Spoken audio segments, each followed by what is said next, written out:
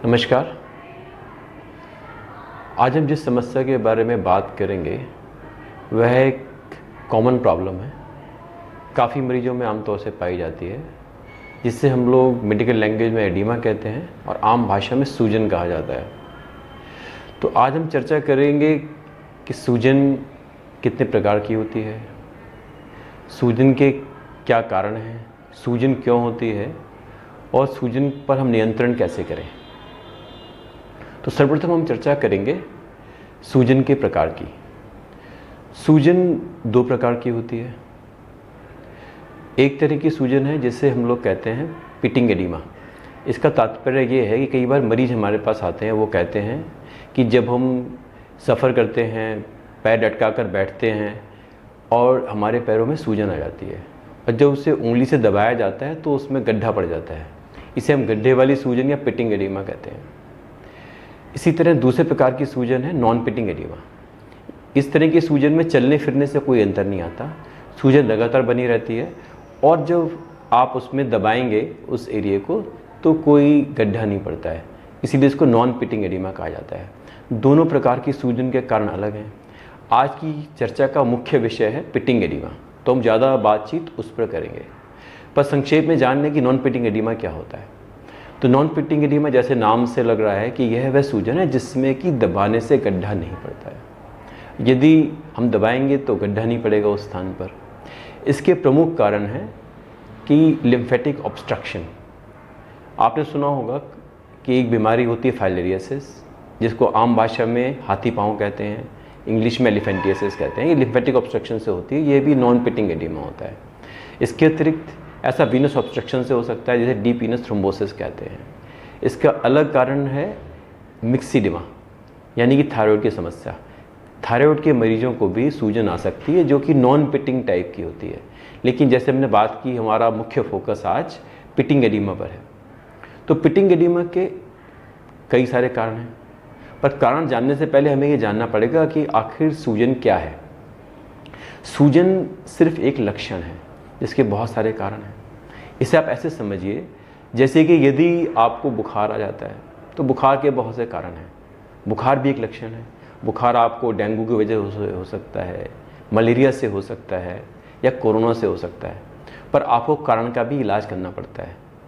इसी तरह से सूजन है। सूजन के भी बहुत सारे कारण होते हैं, पर सूजन क्यों होती है इसमें एक चीज़ कॉमन है कि सूजन जब भी शरीर में आती है तो हमारे शरीर में स्किन के नीचे इंटरस्टिशियल टिश्यू में पानी और नमक जमा हो जाता है, जिससे कि सूजन आ जाती है।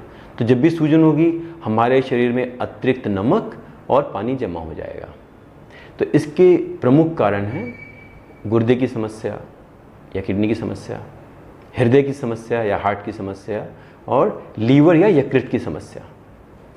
इसके अतिरिक्त इसका एक कारण है जिसमें हम लोग देखते हैं काफ़ी मरीज होते हैं जिनको कि पैरों की नसें फूल जाती हैं, उसको वेरिकोज वेन कहा जाता है। काफ़ी लोगों को इसकी वजह से भी सूजन आ सकती है। और अंत में जब कोई कारण नहीं मिलता है तो उसको इडियोपैथिक एडिमा कहा जाता है। अब हम संक्षेप में बात करेंगे अलग अलग कारणों पर। जैसे कि हमने जाना कि गुर्दे की समस्या भी सूजन पैदा करती है।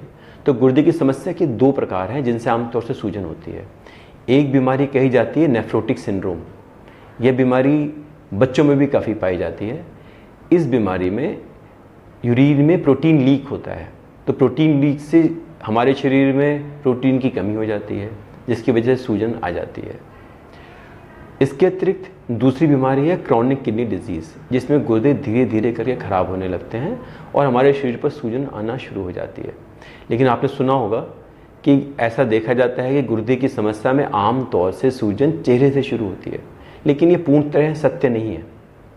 काफ़ी मरीज गुर्दे के होते हैं जिनको कि सूजन पैरों से भी शुरू हो सकती है। केवल कुछ परसेंटेज ही ऐसे मरीज हैं जिन्हें गुर्दे की समस्या में चेहरे से सूजन आरंभ होती है। उसमें नेफ्रोटिक सिंड्रोम प्रमुख है, जैसे कि हम लोग बात कर रहे थे। तो हमें ये ध्यान रखना चाहिए कि यदि सूजन पैर से आरंभ हो रही है तो इसका मतलब ये नहीं है गुर्दे की समस्या नहीं है, तभी भी हो सकती है। हालांकि आमतौर से चेहरे से सूजन गुर्दे की बीमारी में शुरू होती है। इसके अतिरिक्त गुर्दे की बीमारी में मरीज को भूख कम लगना, उल्टी होना, हाइपरटेंशन या उच्च रक्तचाप, खून की कमी, ये सभी लक्षण पाए जा सकते हैं। यदि ये लक्षण भी साथ में है और सूजन है तो आप यह सोच सकते हैं कि शायद मरीज को गुर्दे की समस्या है। हालांकि यह कंफर्म तभी होगा जब आप टेस्ट कराने के लिए डॉक्टर के पास जाएंगे। इसके अतिरिक्त दूसरी समस्या है हार्ट की या हृदय की। हार्ट की समस्या में भी हमारे शरीर में सूजन आनी आरंभ हो जाती है। आमतौर से मरीज हमारे पास आते हैं, वो कहते हैं कि जब हम लंबे सफ़र पर जाते हैं या बेल्ट लगाकर बैठते हैं तो हमारे पैरों में सूजन आती है, और जब हम सो के उठते हैं तो वो गायब हो जाती है। ये खास किस्म की सूजन कई बार देखी जाती है हार्ट के पेशेंट्स में। लेकिन इसमें केवल सूजन नहीं होती है, इसके अलावा उन मरीजों को सीने में दर्द होना, सांस फूलना, धड़कन होना, यह समस्या भी होती है। यदि सूजन के साथ यह समस्याएं हैं तो यह इशारा करती हैं कि आपको या आपके मरीज को हृदय की समस्या हो सकती है। इसके अतिरिक्त जैसे हम बात कर रहे थे कि लीवर डिजीज़ या यकृत की बीमारियों में भी सूजन आती है। इस सूजन का पैटर्न थोड़ा अलग होता है। इसमें आमतौर से मरीज कहते हैं कि पहले हमारे पेट में सूजन आ रही है, तो सूजन का आरंभ पेट से होता है, बाकी शरीर में बाद में सूजन आती है। इन मरीजों को आमतौर से ऐसा पाया जाता है कि उनको पीलिया भी होता है, या वो आपको बताएंगे कि पहले पीलिया हो गया था। या ऐसे वो मरीज हैं जो कि अक्सर काफ़ी मात्रा में अल्कोहल या शराब का सेवन करते हैं, तो ये बीमारी इशारा कर सकती है कि शायद लीवर की परेशानी है। इसके अतिरिक्त हमने बात की थी कि वेरिकोज वेन भी एक समस्या है, जिसमें हमारे पैर की जो नसें हैं वो मोटी, घुमावदार और बहुत नीली पड़ जाती हैं। इसमें भी मरीजों के पैरों में सूजन आने लगती है। जैसे कि हमने बात की, इसके अतिरिक्त यदि कोई कारण नहीं मिलता है तो उसको हम लोग कहते हैं इडियोपैथिक एडीमा, यानी जिसका कारण ज्ञात नहीं हो पाता। पर हमेशा ध्यान रखें, इडियोपैथिक एडीमा हम तभी डायग्नोज कर सकते हैं जब हमने सूजन के बाकी कारणों को एक्सक्लूड कर लिया हो। अब हम बात करते हैं कि गुर्दे की समस्या की जांच कैसे की जाए, या जो भी सूजन है, केवल गुर्दे की समस्या नहीं, कोई भी समस्या है सूजन की, तो हम जांच कैसे करें। जब आप डॉक्टर के पास जाते हैं तो वो आपको कई तरह के टेस्ट कराएंगे। उसमें एक टेस्ट है यूरिन टेस्ट, जिसमें आमतौर से यूरिन में प्रोटीन की मात्रा देखी जाती है। फिर आपको कुछ ब्लड टेस्ट जैसे कि किडनी फंक्शन टेस्ट, गुर्दे के टेस्ट या लीवर फंक्शन टेस्ट ये करने के लिए कहा जाता है, और इन टेस्ट में ये इशारा हो सकता है कि मरीज को कहीं लीवर या किडनी की परेशानी तो नहीं है। इसके अतिरिक्त यदि हृदय की समस्या सोची जा रही है तो आपके मरीज को ईसीजी और इकोकार्डियोग्राफी नाम के टेस्ट भी कराने की आवश्यकता पड़ सकती है, जिनसे कि हम डायग्नोज कर सकते हैं कि मरीज को हृदय की समस्या है कि नहीं है। और फिर भी यदि हमको निदान नहीं मिल रहा है तो हम लोग कई बार अल्ट्रासाउंड करके देख सकते हैं कि उसमें कोई ऐसा इंडिकेशन है कि मरीज को लीवर या किडनी की समस्या है। इन सब जाँचों के बाद जब आप डॉक्टर के पास जाते हैं तो वो ये पता लगाने में समर्थ होते हैं कि सूजन की समस्या का प्रमुख कारण क्या है। जब ये सब हो जाए तो उसके बाद अगली बात होती है कि इसको हम लोग उपचार कैसे करें। जैसे कि हमने ये जाना कि ये है एक लक्षण है, बीमारी नहीं है, तो एक तो इलाज होगा जो कि समस्या का कि सूजन किस विषय से आ रही है, तो कुछ दवाएं उससे संबंधित होती हैं। लेकिन फिर भी जैसे कि हमने जाना, सूजन का प्रमुख कारण है हमारे शरीर में अतिरिक्त नमक एवं पानी का होना। तो जो हमारा जो सूजन का इलाज है वो दो चीज़ों पर निर्भर करता है। एक तो हमें खान पान में सावधानी बरतना, और दूसरा कुछ दवाइयाँ देना। तो पहले हम बात करते हैं कि खान पान में ऐसा क्या करें जिससे कि सूजन नियंत्रित हो। तो खान पान में सबसे ज़्यादा महत्वपूर्ण है कि हम अपने खाने में नमक की मात्रा को कम रखें। तो अब नमक कम करने से क्या तात्पर्य है? हम लोग ये जानते हैं कि आम तौर से भारतीय खाने में नमक की क्वांटिटी करीब करीब 10 से 15 ग्राम होती है।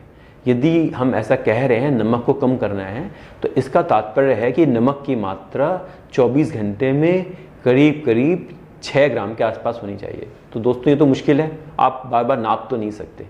तो हम कैसे करें कि हमारा नमक कम हो जाए? इसके लिए हमको यह चीज़ ध्यान रखनी है, जब भी आप खाना खाते हैं तो खाना जिस नमक में बनाया गया है उसमें अतिरिक्त नमक मत डालिए। यानी कि हम लोग की आदत होती है, हम जब भी बैठेंगे तो हमारे साइड में नमक रखा रहेगा तो हम नमक एक्स्ट्रा डाल लेंगे। तो कभी भी नमक एक्स्ट्रा मत डालिए।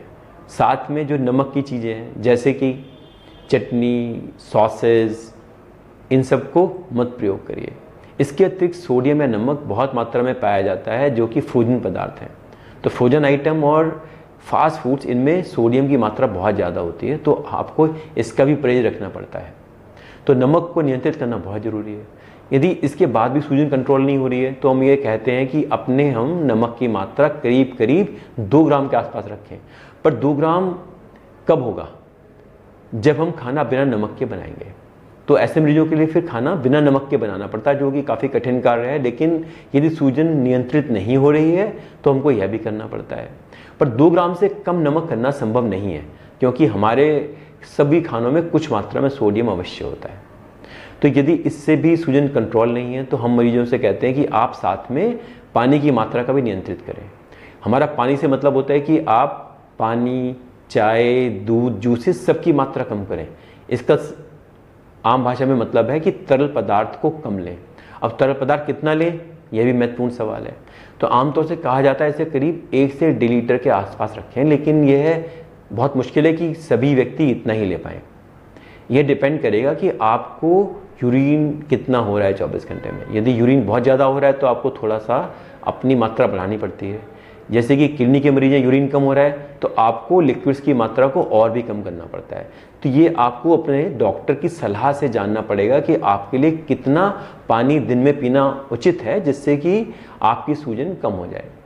अब यदि दुर्भाग्यवश ये इलाज काम नहीं कर रहे हैं कि आपने खान पान में परहेज किया, नमक भी कम ले रहे हैं, पानी भी कम ले रहे हैं, फिर भी सूजन कंट्रोल नहीं हो रही है, तो इसके बाद जो नेक्स्ट इलाज है उसमें कुछ दवाएं हैं जिसको हम लोग मेडिकली कहते हैं डायूरेटिक्स। तो डायूरेटिक्स क्या होती हैं? डायूरेटिक्स अगर आम भाषा में बात करें तो डायूरेटिक्स हमारे शरीर से अतिरिक्त नमक और पानी को निकालती हैं। ये कैसे निकालती हैं? यूरिन फ्लो बढ़ा करके। तो हमारे शरीर में यूरिन का फ्लो बढ़ जाता है, जिससे कि यूरिन ज़्यादा होता है और शरीर से अतिरिक्त नमक निकल जाता है और अतिरिक्त पानी निकल जाता है और सूजन कम हो जाती है। लेकिन दोस्तों, सभी चीज़ों के दुष्प्रभाव हैं। तो यदि आप अधिक मात्रा में दवा का सेवन करेंगे या अपने आप करेंगे तो उसके दुष्प्रभाव हो सकते हैं, जैसे कि ब्लड प्रेशर कम होना, चक्कर आना, या इससे कुछ लवणों की कमी हो सकती है, जिसे हम लोग कहते हैं डिसइलेक्ट्रोलाइटीमिया।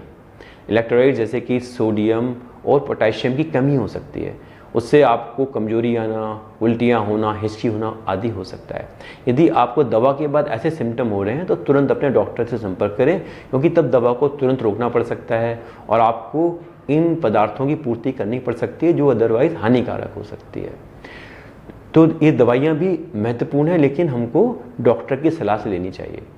तो अंत में जो बहुत महत्वपूर्ण बात है, हम 3 बातें बोलना चाहेंगे। एक तो सूजन एक लक्षण है जिसके कि कई कारण हैं, गुर्दे की समस्या, हार्ट की समस्या और लीवर की समस्या। इस पर काबू पाने में खान पान का बहुत महत्वपूर्ण रोल है। तो हमको नमक और पानी नियंत्रित करना पड़ता है। यदि इससे आप कंट्रोल नहीं कर पाते हैं तो आपको डॉक्टर की सहायता से दवाइयाँ लेनी पड़ती हैं। तो दोस्तों, यही कहना चाहूँगा अंत में कि यदि दुर्भाग्यवश आपको या आपके किसी रिश्तेदार को सूजन की समस्या हो रही है तो उसको इग्नोर ना करें। टाइमली डॉक्टर को दिखाएं, जिससे कि समय रहते मूल कारण पकड़ पाएँ और इलाज कर पाएँ, जिससे ज़्यादा हानि ना हो। सुनने के लिए बहुत बहुत धन्यवाद।